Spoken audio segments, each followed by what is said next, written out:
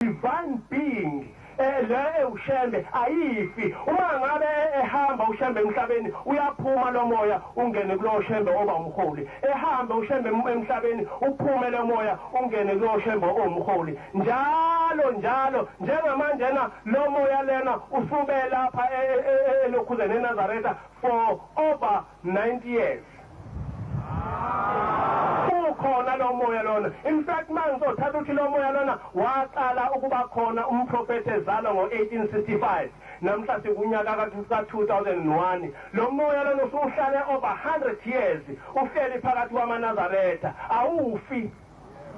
njengoba washo uJesu wathi lo moya lona oyingcwele uyohlala nani kuze kube ngunaphakade ngakho ke into kufanele icace kahle ukuthi abantu kufanele bazi ukuthi ushembe akafi ushembe umoya uthi ubaba mkhulu uma esezohamba emhlabeni sengiyagcina uthi ubiza ubaba ilanga uthi mntanami uma sengihambile emhlabeni uyofike ungcwabela kodwa ungangifaki eboxini ubothatha isikhumba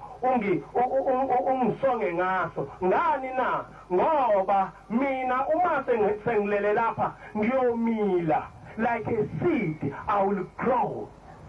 Uthi ke uma sengimilile ngoba isihlahla esikhulu esiyomila lapha ekuphakameni ngeke usibone wena othi bonke abantu bonke umhlaba begijime befuna lesi sihlahla. And that's exactly what is happening today. Njengoba silapha ushembe uthi umtshala emile ngenkathi ushembe ehamba emhlabeni ubuNazaretha kuyakhula ngoba uhlamvu lumilayo ludale inhlamvu eziningi lumile lolu hlamvu ludale inhlamvu eziningi yikho ubuNazaretha ogcina ugcwele umhlaba